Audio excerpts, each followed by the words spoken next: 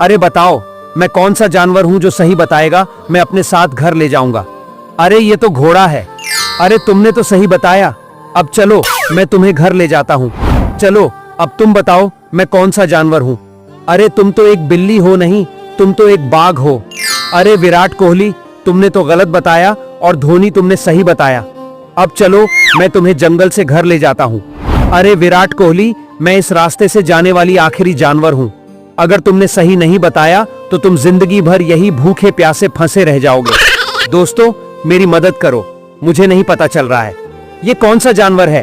Please तुम सफेद colour का बटन दबाकर लाइक करके कमेंट में बताओ कौन सा जानवर है। मैं जंगल से बाहर चला जाऊंगा।